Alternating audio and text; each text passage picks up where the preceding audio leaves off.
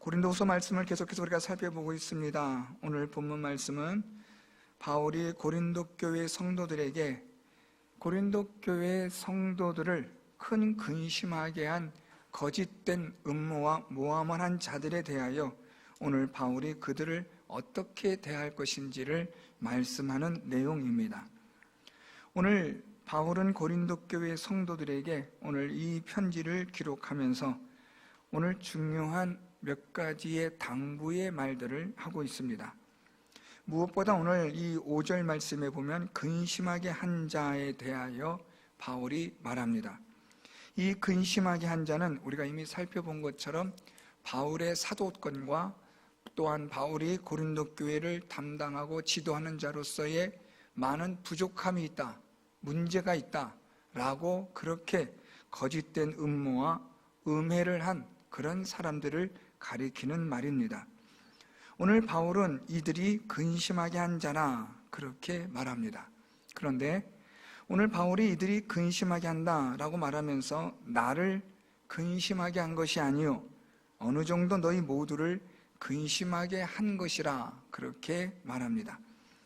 오늘 바울이 말한 이 근심하게 한 자는 단순히 바울만을 음해하고 모함하고 그래서 바울이 고린도 교회를 담당하지 못하는 지도력에 대한 그러한 불신을 많은 고린도 교회 성도들에게 조장시켰던 이들은 단순히 바울에게만 근심거리가 된 것이 아니라 이것은 고린도 교회 전체에게도 근심이 되는 일이었다고 그렇게 말하고 있는 겁니다. 바울 자신뿐 아니라 이 문제는 고린도 교회 전체의 성도들과의 관계된 문제이므로 이러한 것들에 대하여 너희들이 잘 조사하고 살펴봐야 한다라고 그렇게 말합니다. 오늘 말씀을 5절 말씀을 보면 바울이 지금 여기에 대해서 단호하게 말하는 것 같지만 그렇지만 또 우리가 오늘 말씀을 살펴 내려가다 보면 바울은 그들을 용서하라고도 말합니다. 그래서 우리가 5절부터 오늘 본문 말씀을 통해서 바울의 내면을 우리가 짐작해 본다면 바울과 고린도 교회에 문제를 일으켰던 이들이 회개하고 뉘우쳤으므로 그들을 이제는 용서해 주라, 사랑하라는 그러한 바울의 표현을 우리가 볼 수 있는 겁니다. 회개하지도 않고 뉘우치도 않는데 무조건 용서하라 이런 의미가 아니라 이미 바울은 디도를 통해서 이 고린도 교회에 이런 문제를 일으켰던 사람들이 회개하고 뉘우쳤을 뿐 아니라 고린도 교회가 다시 안정적으로 이제 성도들과 교회가 든든히 세워져 가고 있다는 소식을 들으므로 고린도후서라는 편지를 통해서 이제 그들도 용서해 주라는 바울의 그러한 권면의 말입니다. 그러면서도 바울은 이들은 너희를 나를 근심하게 한 자라는 것에 대해서는 변함이 없습니다. 그러면서 바울은 이렇게 말합니다. 6절에 이러한 사람은 많은 사람에게서 벌 받는 것이 마땅하도다 라고 바울은 그렇게 말하고 있습니다. 그래서 이 벌 받다라는 말은 책망을 받다, 책망을 듣다 라는 그런 뜻으로서 교회 앞에서 성도들 앞에 책망을 받고 잘못된 일에 대하여 정죄를 받는 것, 이것이 마땅하다고 바울은 말하고 있는 겁니다. 그래서 바울은 바울 자신뿐 아니라 고린도 교회를 근심하게 한 일에 대해서만큼은 너희들이 단호해야 한다, 분명해야 한다라고 그렇게 말하고 있는 겁니다. 오늘 말씀을 통해서 우리가 오늘날 이 교회들을 살펴볼 때 오늘 바울의 이 권면은 아주 중요합니다. 교회에 있어서 교회는 잘못된 일에 대하여, 죄에 대하여, 또한 근심케 하는 일들에 대하여 교회는 단호해야 합니다. 잘못된 것을 잘못된 것이라고 말할 수 있어야 하고 성경을 통하여서 바른 가르침을 우리는 말해 주어야 하는 것입니다. 교회가 하나님의 말씀에 따라 바르게 권면하고 책망할 때에 교회 공동체는 든든히 세워져 갈 수 있는 겁니다. 하나님의 말씀으로 교회는 거룩하게 보존되어져야 하고 순수하게 지켜져야만 합니다. 그러기 위해서는 하나님의 말씀에 따라 교회는 철저하게 가르치고 가르침을 받아야 합니다. 하나님의 말씀에 따라서 잘못된 것에 대하여 정죄를 받고 책망을 받아야 하며, 그 하나님의 가르침에 따라 우리가 바르게 살지 못하였을 경우에 회개하고 뉘우치는 그런 일들이 교회 공동체 안에 항상 있어야 하는 것입니다. 오늘날 이 복음이 잘못되고 왜곡되어지는 복음들이 많이 있습니다. 잘못되고 왜곡된 복음이라 함은 하나님의 말씀에 대하여 편파적으로 전하고 가르치는 것입니다. 성경을 가르치되 사람들이 듣기 좋아하는 부분만 골라서 가르치는 겁니다. 사람들의 분위기, 또 사람들의 기분에 따라 성경을 가르치고 전하는 왜곡된 복음이 사실 교회를 병들게 하고 있습니다. 교회는 하나님의 말씀을 어느 때나 또는 어느 곳에서나 바르게 전하고 가르쳐야만 합니다. 그것이 교회의 사명입니다. 강단에서 하나님의 말씀이 항상 하나님의 공의와 정의, 그리고 하나님의 사랑, 하나님의 용서하심, 은혜, 긍휼, 이 모든 것들이 성경에 따라 바르게 전해지고 가르쳐져야 한다는 말입니다. 이것을 사람들의 기분을 맞춰주려고, 부담 주지 않으려고 성경을 자꾸만 한쪽으로 편파적으로 해석하고 설교하다 보면 성도들이 잘못된 믿음으로 성장 아닌 성장을 하게 되는 겁니다. 잘하기는 잘하는데 올바르게 잘하지 못한다는 말입니다. 성경을 통해서 하나님의 말씀으로 책망을 받고, 하나님의 말씀으로 징계도 받고, 하나님의 말씀으로 바울 표현에 따라 벌을 받아야 하는 겁니다. 그래서 우리가 잘못된 것을 깨닫고 뉘우치고 회개하여 다시 믿음의 자리에 바르게 설 수 있도록 하는 것이 교회의 사명입니다. 이것을 제대로 하지 못하면 교회는 교회로서의 가치를, 교회로서의 권위를 상실하게 됩니다. 요즘은 탈권위 시대입니다. 무슨 말인가 하면 권위가 사라져버린 시대라는 겁니다. 여러분들 한번 생각해 보십시오. 과거에 우리 때의 선생님들 하면 선생님에 대한 권위가 있었습니다. 우리 시대에 부모님 하면 부모님에 대한 권위가 있었습니다. 한 나라의 지도자요, 대통령이라고 하면 거기에 따르는 권위가 있었습니다. 한 교회의 목사라고 하면 목사에 대한 권위가 존중되어졌습니다. 그런데 요즘은 그 모든 권위가 다 사라져 버렸습니다. 모두가 다 평등하다, 모두가 다 동등하다라는 이러한 잘못된 생각에서 시작되어진 이러한 것이 모든 권위를 다 무너뜨려 버린 것입니다. 권위가 사라지니까 질서가 사라지고 사람들은 악한 본성대로 자기 마음대로 그렇게 살아가는, 소위 성경에서 말하는 묵시가 없으므로, 하나님의 말씀이 없으므로 사람들이 방자히 행하는 시대가 되고 말았다는 말입니다. 우리가 하나님의 은혜를 말하고 사랑을 말하지만 기억하셔야 되는 것은 하나님의 은혜와 사랑은 하나님의 공의와 정의가 없는 사랑과 은혜는 그것은 잘못된 교리입니다. 성경은 하나님의 공의, 하나님의 정의와 함께 하나님의 사랑과 은혜와 긍휼을 말하고 있습니다. 우리가 주일 오예배 시간에 살펴보는 이사야서 말씀도 아주 대표적인 말씀입니다. 또 우리가 지금 새벽에 살펴봤던 요나서와 나훔서를 통해서 하나님이 말씀하셨던 것도 바로 그러합니다. 요나서는 하나님 앞에 회개하고 뉘우치면 하나님이 용서하여 주신다라는 메시지입니다. 반면에 나훔서는 하나님 앞에서 회개하지 않은 니느웨를 하나님께서 철저하게 심판하시겠다라는 메시지입니다. 두 편지가, 두 말씀이 아주 대조를 이룬 것 같지만 사실은 조화를 이루고 있는 겁니다. 하나님의 공의와 사랑, 이것은 대립이 아니라 조화입니다.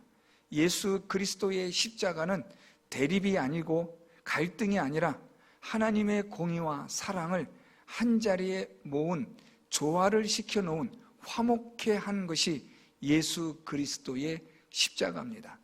하나님의 공의를 이루면서 예수 그리스도의 사랑으로 완성되어진 것이 바로 십자가라는 말입니다. 오늘 본문으로 돌아와서 바울은 교회를 근심하게 한 자들에 대하여 벌을 받는 것이 마땅하다라고 그렇게 단언하고 있습니다. 이 말은 교회에서 잘못된 말들을 하거나 행동을 하거나 잘못된 가르침을 하거나 배우거나 할 경우에는 언제든지 벌을 받고 책망을 받아야 하고 징계를 받아야 함이 옳다는 말입니다. 우리는 날마다 하나님 말씀 앞에서 우리 자신이 하나님의 말씀으로 책망을 받고 하나님 말씀으로 징계를 받아야 합니다. 내가 바르게 믿음으로 살아가기 위하여 오늘도 우리는 하나님의 말씀으로 우리 자신을 살피고 또 살피는 그러한 하나님의 말씀의 징계와 책망이 있어야 함을 기억하셔야 합니다. 이런 가운데서 오늘 바울이 이제 말하는 것은 이제 그러한 자들을 용서하라고 말합니다. 이러한 사람은 벌받는 것이 마땅한데 7절에 그런즉 너희는 그를 용서하고 위로하라고 말합니다. 회개하고 뉘우쳤는데 계속해서 그들을 정죄하거나 비방하거나 비난하지 말라는 겁니다. 한때는 잘못된 생각으로 또는 시기와 질투로 바울을 모함하고 음해하였지만 그들이 바울의 편지를 통해서 회개하고 뉘우쳤다면 이젠 그들을 용서해주고 사랑하라는 말입니다. 그들을 이제는 너희가 위로해 주라는 말입니다. 이 위로라는 말은 그냥 덮어놓지 이런 뜻이 아니라 다시 믿음으로 새롭게 잘 하라는 격려 차원의 말을 의미하는 겁니다. 자, 그런데 바울이 지금 이렇게 용서하고 또 이들을 위로하라는 이 말에는 목적이 있습니다. 그 목적에 대해서 7절 하반절에 보면 그가 너무 많은 근심에 잠길까 두려워하노라 라고 말하고 있습니다. 지금 이들이 잘못했습니다. 바울의 근심거리가 되었고 교회의 근심거리가 된 사람들입니다. 바울의 편지를 통해서 이들이 회개하고 이제 뉘우쳤습니다. 우리가 잘못했습니다 라고 교회 앞에서 책망을 받았습니다. 징계도 받았습니다. 이제 바울은 말하기를 그들을 용서하고 위로하라, 사랑을 그들에게 나타내 주라, 그렇게 바울은 고린도 교회 성도들에게 권면하고 있습니다. 왜냐하면 그가 너무 많은 근심에 잠길까 두렵기 때문이라고 그렇게 말합니다. 이 말은 이들이 계속해서 정죄를 받게 되면, 이들이 계속해서 사람들에게 비난과 비방을 받게 되면 이들이 낙심하게 된다라는 말입니다. 이들의 이 낙심은 믿음에서 떠날 수 있는 낙심을 말합니다. 이들이 회개하고 뉘우치고 그래서 이젠 이들이 열심히 다시 믿음 생활을 해보려고 하는데 여전히 이들을 과거의 죄로 인하여 그들이 한때는 근심거리가 된 행동과 말들을 가지고 계속해서 이들을 비난하고 비방하다 보면 이들이 그 일로 인하여 가뜩이나 움츠려 있고 또 마음의 한켠에는 미안하고 죄송한 마음이 있는데 여전히 그것을 가지고 비난하고 비방하다 보면 이들이 낙심하게 되어 믿음에서 떨어지게 될까 내가 염려한다라는 것입니다. 분명하게 잘못된 것은 벌을 받고 책망을 받아야 하고 하나님의 말씀으로 징계를 받아야 합니다. 죄에 대하여 분명한 것을 가르치고 잘못된 것은 잘못됐다라고 말해 주어야 합니다. 그래서 그 말씀을 듣고 회개하고 뉘우쳤다면 이제는 용서해 주고 하나님의 말씀으로 바르게 살 수 있도록 위로해 주고 또 성도 간의 사랑으로 격려해 주어야 하는 겁니다. 그렇지 않으면 계속되어지는 정죄와 비방으로 인하여 이들이 믿음에서 떨어져 나갈 수 있는 위험이 있기 때문입니다. 이것을 바울은 11절에 이렇게 표현합니다. 이는 우리로 사탄에게 속지 않게 하려 함이라. 우리는 그 계책을 알지 못하는 바가 아니로라.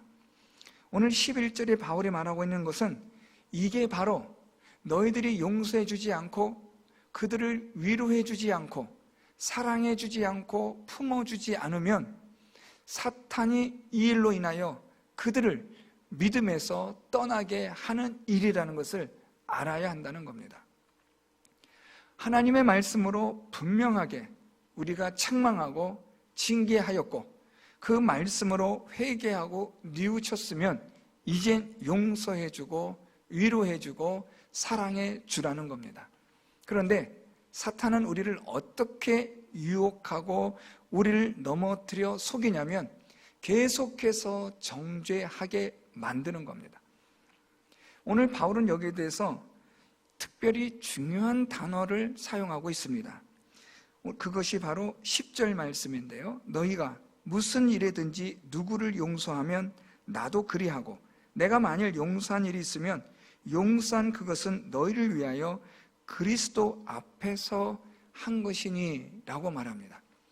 바울은 지금 교회의 근심거리가 되었고 바울의 근심거리가 되었던 이 사람들이 이제는 말씀으로 또 바울의 편지를 통해서 회개하고 뉘우쳤고 이제 다시 믿음의 새로운 삶으로 시작하려고 하고 있는 이들을 용서해주고 위로해주라 그렇게 말합니다. 그러면서 사실 우리도 용서함을 받은 자들이 아니냐 이 말을 하고 있는 겁니다. 우리도 그리스도 앞에서 다 용서를 받은 자들이 아니냐. 우리도 사실 잘난 거 없다. 너희나 나나 우리 모두도 그리스도 앞에서 용서를 받은 자로 너희가 용서한 것 나도 용서한 것이고 또 내가 용서한 것을 따라 너희도 용서한 것이니까 그들을 용서해 주는 것이 맞다라고 바울이 말하는 겁니다. 만일 너희들이 용서하지 않고 그들을 너희들이 위로해 주지 않고 사랑으로 받아주지 않으면 이것은 사탄이 너희들을 속여서 결국 그들을 믿음에서 떠나게 하는 그 일에 너희들이 속게 되는 것이다 라고 바울이 그렇게 권면하고 있는 겁니다.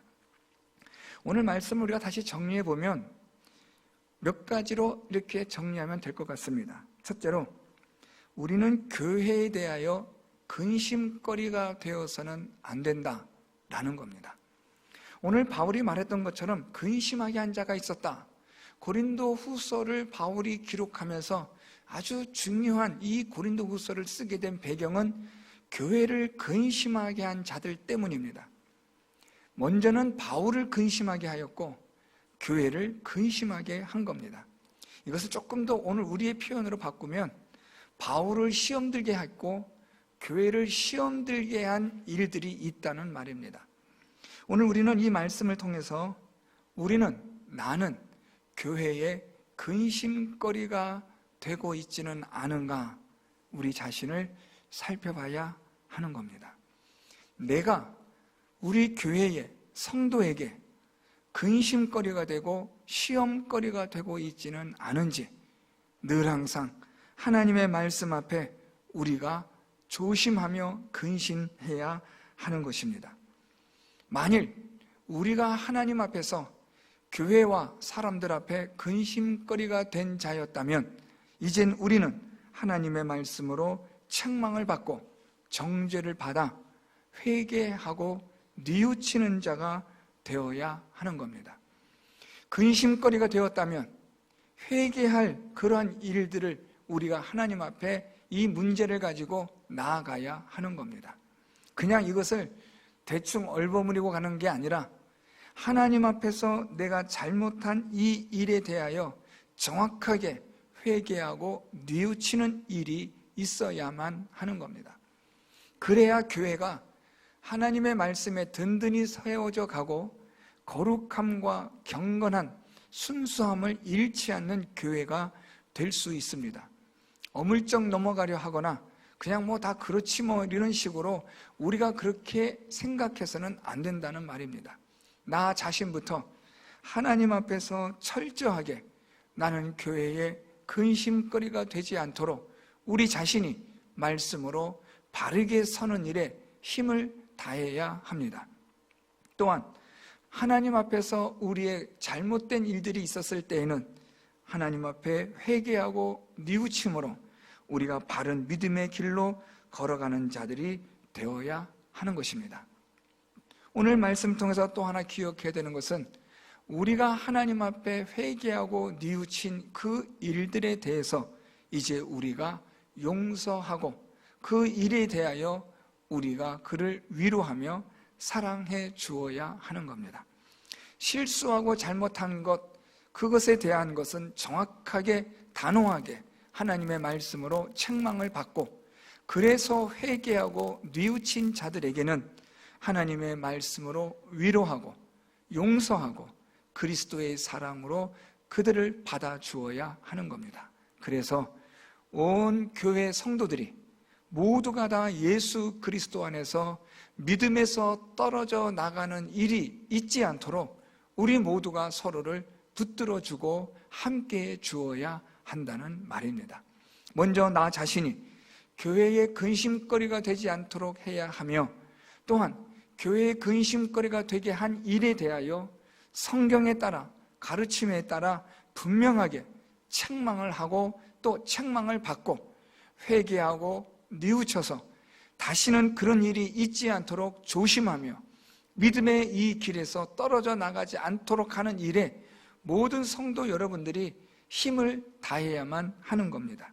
그래야 사탄에게 속지 않습니다. 오늘도 사탄은 우리를 속입니다. 우리를 기만합니다. 그래서 우리로 하여금 결국에는 믿음에서 떨어져 나가게 하는 겁니다. 믿음 생활을 지속하지 못하게 하는 겁니다. 교회를 떠나고 예배 자리를 떠나게 되고 믿음의 자리를 떠나게 되면 결국에는 그것이 사탄의 계획대로, 오늘 말씀처럼 그 계책대로 되어진다는 것을 유념하셔야 합니다. 사랑하는 성도 여러분, 우리 주님의 몸된 교회 공동체를 여러분들이 함께 이루고 있는 이상 우리 모두는 하나님 앞에서 교회의 근심거리가 되지 않도록 우리 모두가 하나님 말씀 앞에 근신하며 조심하며 주의하여 하나님 말씀대로 살아가는 일에 힘을 다하는 성도 여러분들이 될 수 있기를 바랍니다. 교회의 근심거리가 되지 않도록 하는 일, 이것만큼 귀한 일은 없다고 생각합니다. 또한 우리가 잘못한 일은 회개하고 뉘우쳐서 믿음에서 떨어져 나가지 않도록 해야 하며, 그런 사람들을 위로하고 격려하며 용서해주고 하나님의 말씀으로 다시 믿음으로 시작할 수 있도록 우리가 받아 주어야 한다는 것도 잊지 말아야 합니다. 왜냐하면 나도 하나님 앞에 용서를 받은 자라는 것을 우리가 잊지 말아야 하는 이유가 있기 때문입니다. 그래서 우리 주님의 몸된 교회 공동체가 주님 오시는 그날까지 교회로서의 사명을 바르게 감당하고, 성도 여러분들은 성도답게, 교회는 교회답게 주님 오신 그날까지 이 사명을 바르게 감당할 수 있기를 예수 그리스도의 이름으로 축원드립니다.